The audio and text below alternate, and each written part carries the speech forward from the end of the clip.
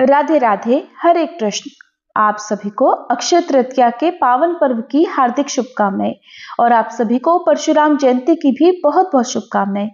प्रिय श्रोताओं, हमारी वैदिक संस्कृति अत्यंत गूढ़, वैज्ञानिक और दिव्य परंपराओं से परिपूर्ण है। यहाँ समय की गणना केवल साधारण दिनों और महीनों के आधार पर नहीं की जाती, बल्कि सूर्य और चंद्रमा की गति के अनुसार तिथियों, मासों और विशेष पर्वों का निर्धारण किया जाता है। और इन्हीं पवित्र तिथियों में से एक अत्यंत शुभ और दिव्य तिथि है अक्षय तृतीया। अक्षय का अर्थ है जिसका कभी क्षय न हो, और तृतीया का अर्थ होता है तीसरा, यानी महीने की तीसरी तिथि। अर्थात वैशाख मास के शुक्ल पक्ष की तृतीया तिथि वो पावन दिवस है जिसे सनातन धर्म में अक्षय तृतीया के रूप में मनाया जाता है।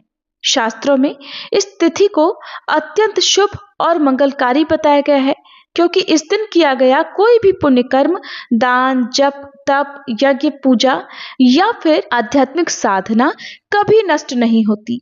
सामान्यतः जब हम कोई शुभ कार्य करते हैं तो उसके लिए शुभ मुहूर्त देखने की आवश्यकता होती है, लेकिन वर्ष में कुछ ऐसे दिव्य दिन भी आते हैं जब किसी भी शुभ कार्य को करने के लिए अलग से कोई भी मुहूर्त या पंचांग देखने की आवश्यकता नहीं होती। और अक्षय तृतीया भी उन्हीं दुर्लभ और अत्यंत पवित्र तिथियों में से एक है। इस दिन किया गया प्रत्येक शुभ कार्य स्वयं ही सिद्ध और मंगलकारी माना जाता है। शास्त्रों में वर्णन है कि इस संसार में हर कर्म का फल निश्चित है।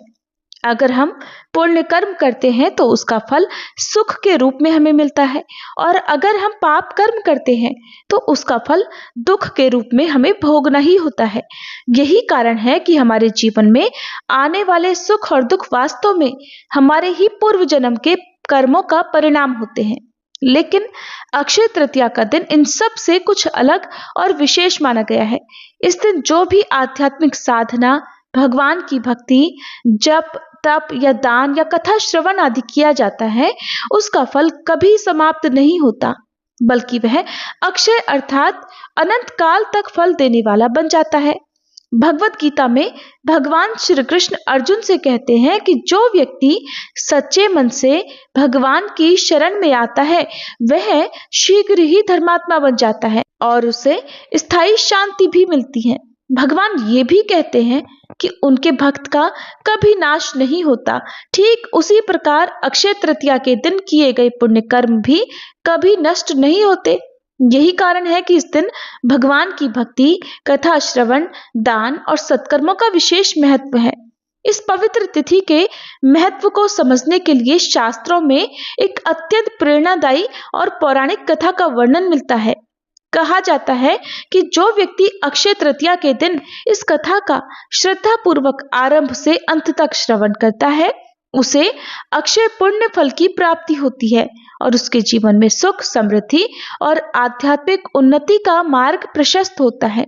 तो आइए आज इस पावन अवसर पर हम सभी मिलकर उस दिव्य और प्रेरणादायक कथा का श्रवण करते हैं, जो हमें कर्म के सिद्धांत, भगवान की भक्ति और जीवन के सच्चे सुख का मार्ग दिखलाने वाली है।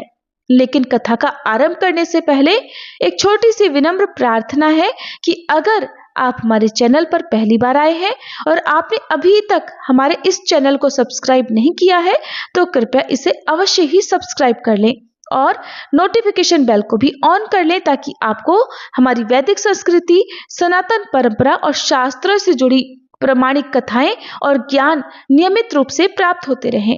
तो आइए इस दिव्य कथा का आरंभ करते हैं। प्राचीन काल की बात है, जब ये पृथ्वी अनेक महान राजाओं, तपस्वी, ऋषि मुनियों और धर्मपरायण लोगों से सुशोभित थी। उस समय समाज में धर्म, सत्य और सदाचार का विशेष महत्व था।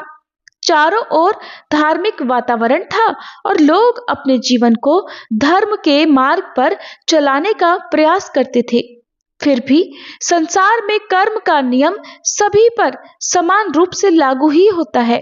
उसी समय एक नगर में एक ब्राह्मण दंपत्ति निवास करते थे, जो कि अत्यंत धार्मिक और भगवान के प्रति श्रद्धा रखने वाले थे। लेकिन उनके जीवन में एक बड़ी कठिनाई थी कि वे अत्यंत निर्धन थे और उनके पास जीवन यापन करने के लिए भी पर्याप्त साधन नहीं थे। इतना ही नहीं, उन्हें अभी तक संतान सुख भी प्राप्त नहीं था, इसलिए वे संतान सुख से भी वंचित थे। उस ब्राह्मण का जीवन भिक्षा पर निर्भर था। वह प्रतिदिन नगर में जाकर भिक्षा मांगते और जो कुछ भी प्राप्त होता उसी से वे अपना और अपनी पत्नी का जीवन यापन करते थे। आश्चर्य की बात तो ये थी कि इतनी कठिन परिस्थितियों के बावजूद उनकी पत्नी कभी शिकायत नहीं करती थी। वह अत्यंत पतिव्रता, विनम्र और संतोषी स्वभाव की थी। अपने पति की सेवा करना और भगवान का स्मरण करना उसके जीवन का मुख्य आधार था। एक दिन जब ब्राह्मण भिक्षा मांगकर घर लौटे तो उनकी पत्नी ने अत्यंत विनम्रता से कहा, हे स्वामी, आप प्रतिदिन इतना परिश्रम करते हैं, लेकिन फिर भी हमारे जीवन में अभाव ही अभाव है। हमारे भाग्य में तो संतान सुख भी नहीं है। न जाने कौन सा कर्म ऐसा हमने पूर्व जन्म में किया होगा जिसके कारण हमें इस जीवन में इतना कष्ट सहना पड़ रहा है।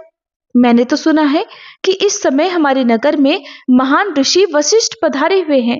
वे तो त्रिकालदर्शी हैं और भूत, वर्तमान और भविष्य का ज्ञान रखते हैं। यदि आप उनके पास जाकर हमारी इस अवस्था का कारण और उसका उपाय पूछें तो संभव है कि हमें कोई समाधान मिल जाए। पत्नी की ये बात सुनकर ब्राह्मण को भी ये उचित लगा। अगले ही दिन वे महान ऋषि वशिष्ठ के आश्रम में पहुंचे और श्रद्धापूर्वक उन्हें प्रणाम किया। हाथ जोड़कर विनम्रता से उन्होंने अपनी समस्या उन्हें बताई और कहा, हे ऋषिवर, आप तो त्रिकालज्ञ हैं। कृपया बताइए कि किस कारण से मुझे इस जीवन में निर्धनता और संतानहीनता का कष्ट भोगना पड़ रहा है और इससे मुक्ति पाने का उपाय क्या है। तब ऋषि वशिष्ठ ने ध्यान लगाकर ब्राह्मण के पूर्व जन्म के कर्मों का स्मरण किया और फिर शांत स्वर में बोले, हे पुत्र, पिछले जन्म में तुम अत्यंत धनी व्यक्ति थे और तुम्हारे कई पुत्र भी थे, लेकिन तुम अत्यंत कृपण अर्थात कंजूसी स्वभाव के थे। तुम्हें अपने धन से अत्यधिक मोह था। तब तुमने ना तो दान किया और न ही अपने पुत्रों का पालन पोषण उचित रूप से किया। धन के प्रति अत्यधिक आसक्ति और परिवार के प्रति उपेक्षा के कारण तुम्हें इस जन्म में निर्धनता और संतानहीनता का फल मिला है। लेकिन तुम्हारे जीवन में एक शुभ कर्म भी था। पिछले जन्म में किसी कारण से तुमने वैशाख मास के अंतिम 5 दिनों में व्रत का पालन किया था। उसी पुण्य के प्रभाव से इस जन्म में तुम्हें ब्राह्मण का शरीर और एक धर्मपरायण पत्नी प्राप्त हुई है। यदि तुम इस जन्म में वैशाख मास के 7 दिनों तक भगवान श्री कृष्ण की भक्ति, जप और व्रत का पालन करोगे और विशेष रूप से अक्षय तृतीया के दिन भगवान की पूजा करोगे तो तुम्हारा ये अभिशाप अवश्य ही समाप्त हो जाएगा। ब्राह्मण ने श्रद्धा पूर्वक ऋषि वशिष्ठ की आज्ञा का पालन किया। उन्होंने वैशाख मास में भगवान श्री कृष्ण की भक्ति, जप और व्रत का पालन किया तथा अक्षय तृतीया के दिन विशेष पूजा की। भगवान की कृपा से कुछ समय बाद उनका जीवन बदल गया। उनकी निर्धनता दूर हो गई और उन्हें संतान सुख की भी प्राप्ति हुई। इस प्रकार ये कथा हमें सिखाती है कि कर्म का नियम अटल है, लेकिन भगवान की भक्ति और सच्चे मन से किए गए पुण्य कर्म हमारे जीवन को बदल सकते हैं। इसलिए कहा जाता है कि अक्षय तृतीया के दिन इस कथा का श्रवण अवश्य करना चाहिए। और इस दिन का महत्व केवल एक कथा तक ही सीमित नहीं है। इस दिन अनेक पवित्र और ऐतिहासिक घटनाएं भी जुड़ी हुई हैं। आंध्र प्रदेश के सिंहाचल मंदिर में भगवान नरसिंह देव के विग्रह को पूरे वर्ष चंदन से ढका जाता है, लेकिन अक्षय तृतीया के दिन ही उनके वास्तविक विग्रह के दर्शन होते हैं। इस दिन जगन्नाथपुरी में भगवान जगन्नाथ, बलदेव और सुभद्रा जी के रथ यात्रा की तैयारी आरंभ होती है। वृंदावन के बांके बिहारी मंदिर में भी भगवान श्री कृष्ण के चरणों के दर्शन वर्ष में केवल इसी एक दिन होते हैं। इसी दिन गंगोत्री, यमुनोत्री और बद्रीनाथ धाम के कपाट खुलते हैं और 4 धाम यात्रा का शुभारंभ होता है। आदि शंकराचार्य द्वारा रचित श्री कनकधारा स्तोत्र की भी रचना आज के दिन ही हुई थी। इस्कॉन मंदिर में आज से चंदन यात्रा प्रारंभ होती है, जिसमें 21 दिनों तक भगवान के विग्रह पर चंदन का लेप लगाया जाता है। अक्षय तृतीया के दिन दान, जप, तप और भगवान की भक्ति का विशेष महत्व बताया गया है। इस दिन श्री लक्ष्मी नारायण की पूजा भी की जाती है और अपनी सामर्थ्य के अनुसार सोना, चांदी या कोई भी शुभ वस्तु खरीदना मंगलकारी माना जाता है।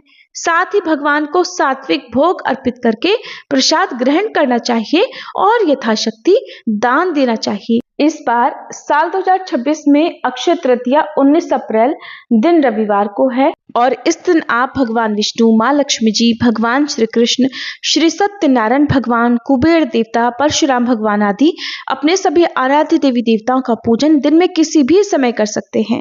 अक्षय तृतीया में पूजा पाठ और हवन इत्यादि भी अत्यधिक सुखद परिणाम देते हैं। अगर सच्चे मन से भगवान से जाने अनजाने में किए गए अपराधों के लिए क्षमा याचना की जाए तो भगवान अपने भक्तों को क्षमा कर देते हैं और उन्हें सत्य, धर्म और न्याय की राह पर चलने की शक्ति प्रदान करते हैं। आज के इस पावन दिन पर शाम के समय दीपदान भी करना चाहिए। दीपदान आप तुलसी जी के पौधे में, पीपल के वृक्ष के नीचे या अन्य पवित्र पौधों में कर सकते हैं। आज के दिन भक्त उपवास भी रखते हैं। ब्रह्म मुहूर्त में गंगा जी में स्नान करके श्री विष्णु भगवान और माँ लक्ष्मी जी की प्रतिमा पर अक्षत अर्पित किए जाते हैं और इस दिन शांत मन से भगवान की श्वेत कमल के पुष्प या सफेद गुलाब या सफेद पुष्प से पूजा करनी चाहिए। धूप, दीप, चंदन इत्यादि से पूजा अर्चना करते हुए मंत्रों का जाप करना चाहिए। कथाओं का श्रवण करना चाहिए या पाठ करना चाहिए। नैवेद्य के रूप में जौ, गेहूं या सत्तू, ककड़ी, चने की दाल आदि भगवान को अर्पित करें। भगवान विष्णु या भगवान कृष्ण के भोग में तुलसी का पत्ता रखकर ही भगवान को नैवेद्य अर्पित करें।